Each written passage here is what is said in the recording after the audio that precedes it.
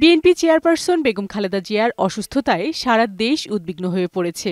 বিভিন্ন গুজব ছড়িয়ে পড়েছে সামাজিক যোগাযোগ মাধ্যমে।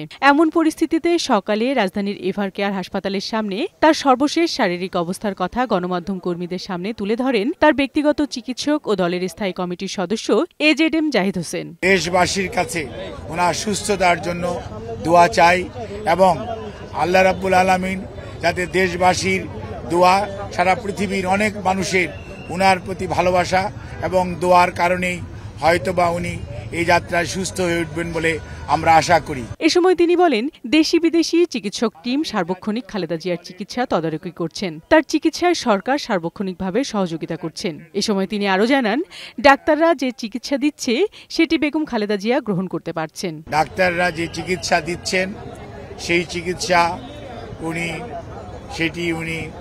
গ্রহণ করতে পারছেন, অথবা আমরা যদি বলি মেনটেন করছেন। তাকে বিদেশে নেওয়া প্রসঙ্গে এজেডএম জাহিদ হোসেন বলেন, খালেদা জিয়াকে বিদেশে নেওয়ার জন্য বিএনপির সব প্রস্তুতি রয়েছে। তবে বর্তমান অবস্থা ও মেডিকেল বোর্ডের পরামর্শের বাইরে কোনো কিছু করার সুযোগ নেই। ইউকে থেকে ওনাকে দেখার জন্য বিশেষজ্ঞ আসবেন এবং ওনারা দেখবেন। দেখার পরবর্তীতে ওনাকে যদি ট্রান্সফারেবল হয়, আমাদের যদি ট্রান্সফার করার প্রয়োজন পড়ে, মেডিকেল বোর্ড মনে করে, তখনই ওনাকে সেই যথাযথ সময়ে ওনাকে চিকিৎসার জন্য দেশের বাইরে নিয়ে যাওয়া হবে। তিনি খালেদা জিয়ার সুস্থতার জন্য দেশবাসীর কাছে দোয়া চেয়েছেন। সবার দোয়ার কারণেই হয়তো বেগম খালেদা জিয়া সুস্থ হয়ে উঠবেন বলেও প্রত্যাশা জানান তিনি। ধৈর্য ধরুন। বিউটি সমাদ্দার, বৈশাখী সংবাদ, ঢাকা।